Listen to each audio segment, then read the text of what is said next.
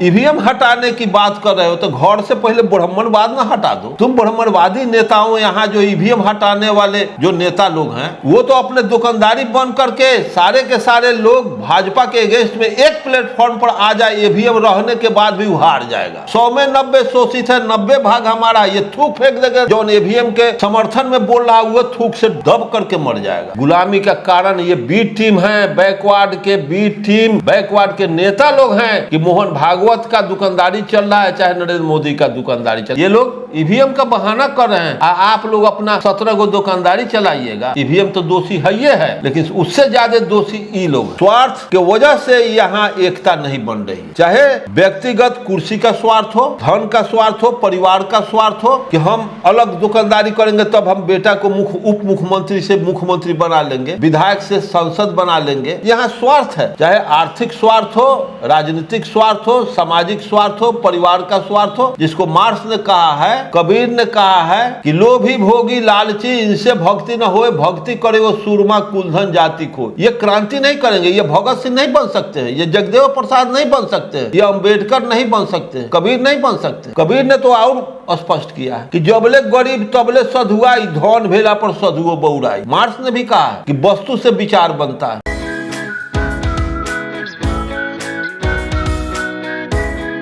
आज हमारे बीच अर्जक संघ बिहार प्रदेश अध्यक्ष माननीय अरुण कुमार गुप्ता जी जुड़े हुए हैं। इन्हीं से जानते हैं कि ईवीएम हटाओ आंदोलन पर आपकी क्या प्रतिक्रिया है, क्या ईवीएम हटाओ आंदोलन में आपकी सहमति है, क्या आप उसे समर्थन देते हैं और क्या कुछ कहना चाहेंगे? अब विस्तार से इस पर अपने प्रकाश डालें। देखिए, ईवीएम वाला प्रश्न जो है, हम लोग तो रूट को पकड़ते हैं, जड़ को पकड़ना चाहिए, बीमारी को पकड़ना चाहिए। जब तक बीमारी नहीं पकड़ाएगा तो उसका डायग्नोसिस भी ठीक नहीं होगा। कोई फिजिशियन, डॉक्टर रोग को नहीं पहचानेगा तो प्रॉपर उसका दवा भी नहीं चुन पाएगा। मैं IGMS में गया था तो एक गो दवा लिखा, और वही बीमारी अगर मुजफ्फरपुर में या पटना के डॉक्टर के यहाँ दिखाते तो 17 गो दवा लिखता। क्यों?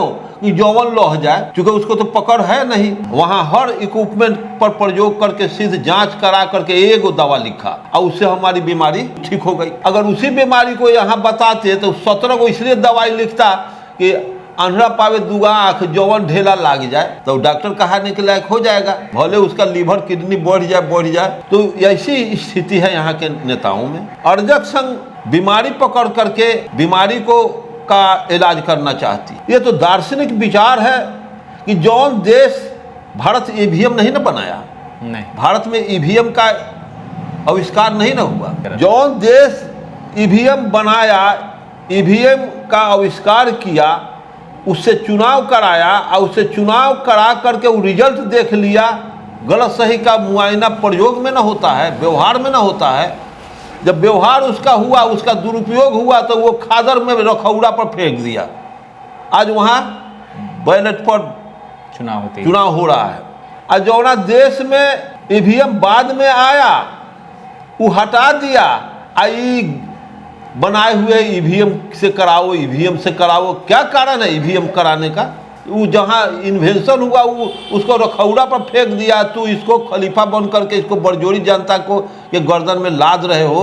इतना देश में विरोध हो रहा है, ईवीएम हटाने की बात कर रहे हो तो घर से पहले ब्राह्मणवाद ना हटा दो। तुम ब्राह्मणवादी नेताओं, यहाँ जो ईवीएम हटाने वाले जो नेता लोग हैं वो तो अपने दुकानदारी बंद करके सारे के सारे लोग भाजपा के अगेंस्ट में एक प्लेटफॉर्म पर आ जाए, ईवीएम रहने के बाद भी हार जाएगा। जिस दिन लालू, नीतीश, मायावती जितने लोग हैं, चाहे ये हो जीतनराम मांझी हो, उपेंद्र कुशवाहा हो, ये लोग एक प्लेटफॉर्म पर, ये 10 चेहरा अगर एक प्लेटफॉर्म पर आ जाए तो ईवीएम तो कुछ होना है, तो मार लात के ईवीएम को फेंक देगा। ये लोग जहाँ एक हो गए तो इनकी सरकार बिना ईवीएम के इनकी सरकार पार्लियामेंट में चली जाएगी। एक भी कैंडिडेट मोहन भागवत का और नरेंद्र मोदी का नहीं जीतेगा। 100 में 90 शोषित है, 90 भाग हमारा। ये थूक फेंक देगा तो ईवीएम के कहो कि जो ईवीएम के समर्थन में बोल रहा हुआ थूक से दब करके मर जाएगा। जैसे कार्ल मार्क्स नारा दिया कि दुनिया के मजदूर एक हो। अगर दुनिया के मजदूर अगर आज एक हो जाए तो ये थूक दुनिया के मजदूर फेंक देगा तो दुनिया का सारा पूंजीपति डूब के मर जाएगा। लड़ाई कहाँ बनती है? हथियार उठाने का बात कहाँ होता है? अगर दुनिया के मजदूर एक हो जाए उसी तरह से जगदेव प्रसाद का नारा है कि 100 में 90 सोची, 90 भाग हमारा है। 90 अगर आज एक प्लेटफॉर्म पर आ जाए तो 90 का छोड़ा ना, 6, 7 गो 8 गो नेतवा एक प्लेटफॉर्म पर आ जाते, ईवीएम का जनाजा निकल जाए। हमारे नीतीश जी बिहार में दल बदल एन्ने ओन्ने छटपट कर रहे हैं, इसका क्या मतलब? लालू जी क्या सही रास्ते पर हैं? नीतीश जी सही रास्ते पर हैं? मायावती अखिलेश सही रास्ते पर है? कोई सही रास्ते पर नहीं है। बुलंदी से मैं कह रहा हूं कि अगर सही रास्ते पर ये आ जाए तो ये अपना परिवारवाद छोड़ दे, अखिलेश परिवारवाद छोड़ दे, मायावती परिवारवाद छोड़ दे, रामविलास पासवान परिवारवाद छोड़ दे। इसीलिए ना रामविलास पासवान जी को या नीतीश जी को लालू जी से न पटा, लालू जी को उनसे न पटाए कि ये अपना परिवार के दुकानदारी चलाएंगे, रामविलास वो अपन परिवार के दुकानदारी चाहिए। कंट्राडिक्शन, एक म्यान में 2 गो तलवार रहेगा। वो अपना बेटा पोता भाई भतीजा सार बहनोई को वो संसद बनावे, इसी तरह से संसद बनावे। वो यही मायावती यही लेखन भाई भतीजा के संसद बनावे। अखिलेश मुलायम सिंह यही लेखन अपना कर कुटुंब बेटा बेटी के बनाए। इस सारे लोग अपने परिवार के लिए लोग राजनीतिक दुकानदारी खोले हुए। अगर ये लोग आज एक प्लेटफॉर्म पर आ जाए, सब परिवारवाद छोड़ करके एक जगह ये सारे लोग आ जाए तो ईवीएम ये नौटंकी सब छोड़ देना चाहिए। इतना ना वोट का बाढ़ आएगा कि ईवीएम सब फेंका जाएगा वो बाढ़ में। खाली हुआ कर देगा है कि 90% बैकवर्ड तो ईवीएम चला जाएगा नरेंद्र मोदी के पेटी में। लागू करने की बात, दुनिया में 90% किसी देश का 90% जनसंख्या गुलाम नहीं रहा आज तक। गुलामी का कारण ये बी टीम है, बैकवर्ड के बी टीम, बैकवर्ड के नेता लोग हैं कि मोहन भागवत का दुकानदारी चल रहा है, चाहे नरेंद्र मोदी का दुकानदारी चला। अगर ये बात गलत है तो ये हो जाए, इनकी बीमारी खत्म हो जाएगी। नरेंद्र मोदी आज प्रधानमंत्री से हट जाएगा। ये लोग ईवीएम का बहाना कर रहे हैं। आप लोग अपना 17 गो दुकानदारी चलाइएगा। ऐसी व्यवस्था में ईवीएम तो दोषी है, ये है, मैं कह रहा हूँ, लेकिन उससे ज़्यादा दोषी ये लोग हैं। जितने भी दलित पिछड़े के नेता हैं, बाबा साहब हो, पेरियार, ज्योतिबा फुले, तमाम महापुरुषों की बात करते, चाहे वो चंद्रशेखर आज़ाद हो, मायावती हो, नीतीश कुमार हो, लालू यादव हो, अखिलेश यादव हो, जो भी नेता हैं वो सभी महापुरुषों की बातों पे चलना चाहते हैं, उनकी विचार की चर्चा करते हैं और उसी विचार को जब समाज में लागू करने की बात आती है, उन लोगों के बीच उनकी विचारधारा को फैलाने की बात आती है, तो वो वहीं पे एक नहीं हो पाते। इस पे क्या कारण हो सकता है? उन लोगों के बीच में क्या दिक्कत हो सकती है? जब स्वार्थ रहेगा ना तो द्वंद्व रहेगा। मार्क्स ने कहा है कि जहां ईमानदारी है वहाँ हिसाब कौन चीज का? जहाँ ईमानदारी होगा, जहाँ सब बुद्धे हो जाए, सब अम्बेडकरे हो जाए, सब जगदेव प्रसाद भगत सिंह हो जाए, तो वहाँ हिसाब कथी के? अगर दुकानदारी आप किए हैं और दुकानदारी में घर का एक एक मेंबर दुकान चलाता है और सब ईमानदार है, कोई उसमें से पैसा अपने पॉकेट में नहीं नाजायज निकालता है, तो भाई फलाना चीज़ कम गलवा जाके पेटी में से पैसा खजाना में से निकाला जाके सामान पूरा करो।